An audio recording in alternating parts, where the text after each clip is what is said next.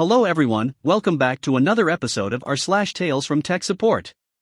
In today's episode, Sir, you are not in the system. Poverty's nerfed?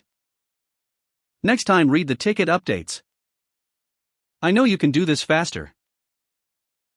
Before we get started, make sure to subscribe so you will never miss a video. So let's get started. Sir, you are not in the system. I've been an IT consultant for more than a decade now, and make good money with my client portfolio. But occasionally, either the work slows down or I need some extra money. So, when this happens, I reach out to a recruiter friend who is happy to match me on a short-term contract. About 5 years ago, I needed some extra cash for the holidays and decided to see if there were any desirable contract jobs in the area. After a few phone interviews, got an offer letter for a sweet gig. It was 3 months as an overnight level 2 tech, partially supervising the overnight shift at the help desk and also taking the first stab at escalated tickets before holding them over for the day crew.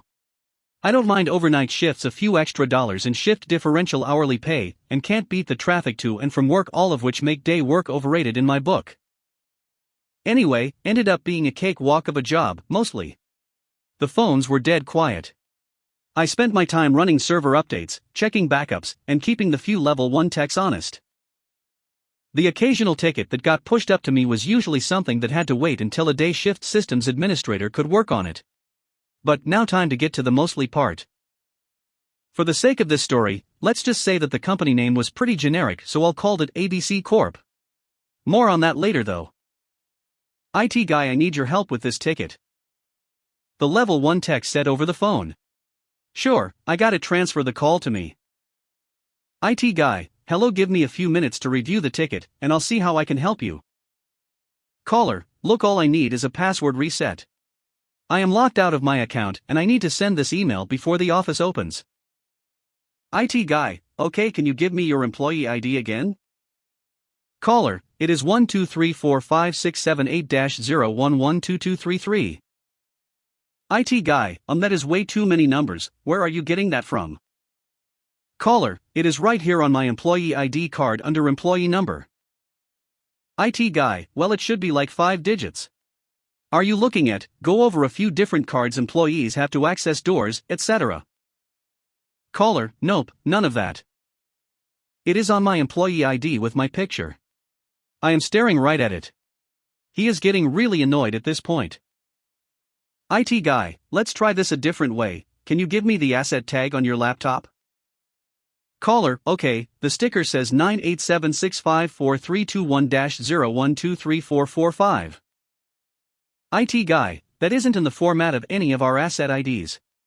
Are you sure you are looking at our company sticker and not, say, the manufacturer serial number? Caller, yeah, it is right here. Says company asset right on the tag. I'm not some kind of idiot. IT guy, well, I'm pretty confused at this point because none of the numbers you are giving me are formatted like anything we have on file. How about you just give me your name and department again, and I'll see if I can find your user profile that way. Caller, I'm Joe Bob from Sales, Director of Sales, just like I said before. Hold on, let me check a few things. I put the guy on hold while I start scrolling through the users in Active Directory. I can't find anyone with a name that even remotely resembles this guy. None of this makes sense, so I'll just escalate it to the day shift and be done with it. IT guy, so sir, I can't find your account anywhere on the server and none of the numbers you are giving me are in our system. I'm going to need to get some info and escalate this to a systems administrator with the day shift. Caller, all I need is my bleeping, bleep, bleep, bleep, bleep, bleep password reset. You tech guys are completely worthless. He continues swearing for about the next 90 seconds. Caller, look, the CEO needs this first thing in the morning, so you are going to need to get someone who is on call to take a look at this now. I did have an on-call systems administrator that I was told to only contact if absolutely necessary, but right before I was about to do that, I just wanted to check something. Oh. While this guy is berating me and swearing up a storm, I decide to see if I can find him on LinkedIn. After a few searches and wading through common connections, finally I get his profile to pop up. And there he is, Director of Sales for not ABC Corp, but a very similar sounding company in the area, which I will just call CBA Corp. IT guy, sir, you are aware that you called tech support for ABC Corp, right? Caller, this isn't CBA Corp tech support? IT guy, no, I work for ABC Corp, and you called our tech support line. Caller, bleep. I just wasted the last 45 minutes talking to the wrong guys. IT guy, it would appear so. How did you get this number? Caller, it just did a quick search on my phone and must have mistyped a few letters. IT guy, I think I found the number you want to call, here it is. Caller, oh, thanks, my bad. Click. We don't tolerate that. Now, the story doesn't end with just a semi-rude hang-up and no apology. Turns out the call got flagged for some form of audit or follow-up, so some higher-up ended up listening to the recording a few weeks later. One thing led to another, and I got called into the manager's office at the end of my shift one day. Manager, we flagged a call you took a few weeks ago from Joe Bob in sales. IT guy, oh yeah, I remember that call. Funny story, he called up the wrong tech support line. Manager, yeah, we know, we listened to the call as part of our ongoing training program, and we're really concerned about how he acted to our employees. IT guy, I seem to remember he wasn't that nice, but no big deal. Manager, it is a big deal to me. I don't tolerate my employees being abused like that by anyone, especially the employee of another company. IT guy, the guy came off as a jerk, but... Manager, I had a nice long conversation with his boss over at CBA Corp and was assured that they don't tolerate that kind of behavior either. Seems like Joe Bob will be looking for a new job soon. Sure enough, when I got back to my desk I looked up the guy on LinkedIn again. He was now looking for work. What goes around, comes around. Poverty's nerfed. I worked for a large local computer company in the early 90s. I originally worked in their configuration department, then when I had orthopedic surgery, I was moved to the tech support phones while I recovered. Turns out I was pretty good at that, so I was put there full time. I took a lot of pride in my work, a lot of customers liked me and I liked them. One day, at about 2:30 or 3 on a Friday afternoon, I was on the phones when I felt my team leader hovering over my shoulder. I was just wrapping up the call, so he waited for me to finish, and as soon as I hung up he told me our boss needed me in his office. The look on my face must have been great because he told me I wasn't in trouble, but I needed to get there ASAP. When I arrived I found our boss with his boss, a VP, and the phone was on speaker. They introduced me to the voice on the speakerphone. It was the regional VP for a big computer manufacturer, and Mr. Regional VP said to me, "Boss and VP tell me you're the best at dealing with difficult customers." It seems my bosses had gotten good feedback from the people I had been dealing with on the phones, so I was picked for this special job, which was, my company had just sold about 250 computers, monitors, and NICs to another company, let's call them EX. The regional VP of big computer manufacturer had just been called out of a meeting to endure the CIO of EX yelling at him, saying the computers they had bought were crap, the NICs they bought were crap, nothing was working, everything was going to be sent back to my company, and everybody was going to be sued. Honest. This is not hyperbole. My company had sold these computers to EX, but they didn't ask for anything to be done to them, no configuration, and not only that, they were installing the NICs and putting the CPUs on the desks themselves. They were moving offices, you see, and their moving gift to their employees was new computers for the new office. I think everybody except for the CIO of EX could see 250 computers not working had to be due to something EX had done, but customers, you know. Also, no pressure on me. I was authorized for any and all OT needed, and Regional VP gave me the personal phone numbers for about a dozen of their top-tier tech support people who would be able to help me with any issue I might have. My bosses gave me their home phone numbers as well as the personal phone numbers for our best netwear guys, and my Friday night drinking plans were put on hold. Also, this site was in another state, about an hour drive on a good day and 2 or more hours during rush hour, but at least I was on the clock. I headed to the customer site. I arrived at just about the time I would normally be sipping my first beer at the bar, and I called the number I had been given for CIO's right-hand man, Tim, who opened the door and greeted me.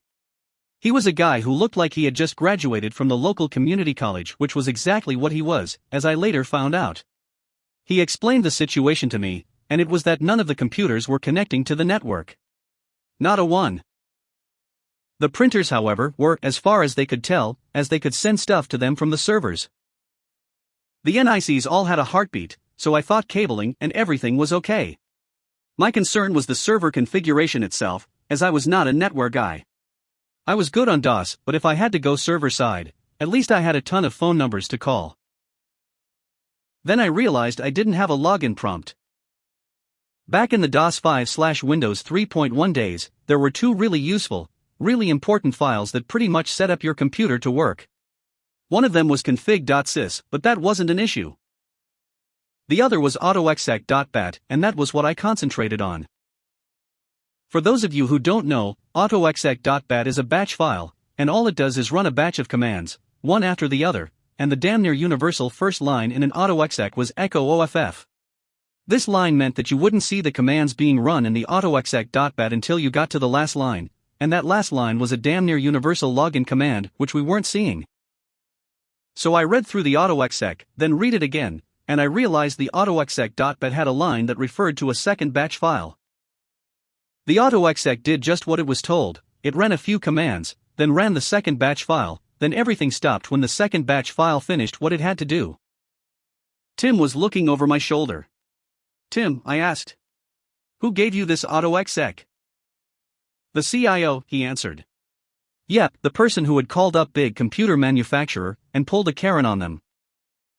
I copied the autoexec.bat to autoexec.old, just a good practice, and edited the original, adding call space in front of the second batch file. Saved it, rebooted, and was rewarded with a login prompt. I moved over and asked him to log on. He logged on successfully, and I explained what had happened while he made sure he could access the network and its resources. On the second machine I showed Tim the edit to make. It checked out. He tried it on a third, and after logging on, he leaned back in his chair and said, "We need to tell the CIO." We headed toward her office, and when we arrived, we saw she was in her office with someone else. Tim stopped short. "Can you wait out here? That's the president of the company." "No problem, bro, just point me to a phone so I can give my boss a sit rep." While Tim talked to his bosses, I talked to mine, who just sighed and told me he'd call everyone else to let them know, and I should let him know when I was leaving. I stepped back into the hall and Tim waved me inside, where I gave the president and CIO the story. He was interested and asked some good questions, while the CIO looked mortified. His final question was, "Is this the only thing needed?" I answered that from what Tim tells me, this is it. Tim knows this network better than I, and if he thinks that's it, then I think that's it. The president looked a silent question at Tim, who just nodded, then asked me how long it would take to edit the remaining workstations. I thought for a minute, then realized I could make a boot diskette that we could use in the machines, pop it in, and let the disk do the work. "How long will this disk take to create?" he asked. Honest, the longest part was formatting the bootable diskette and making multiple copies. Back then, you could edit any new text file with the command copycon, filename.ext on the fly. The autoexec.bat on the diskette would delete the bat autoexec from the workstation, then copy the working autoexec.new on the diskette to autoexec.bat on the workstation. Pop the diskette out, reboot, and watch your beautiful new login prompt on the workstations. Del C:\autoexec.bat.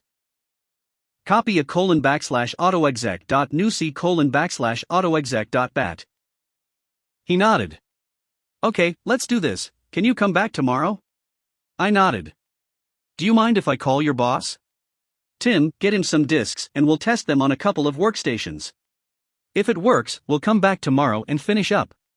It's been a long FING day." He called my boss while I made some diskettes. Tim tested them. I called my boss before leaving and told him the plan, and he told me I could spend all weekend there if I wanted to. I was on site the next morning at 9 a.m. as agreed.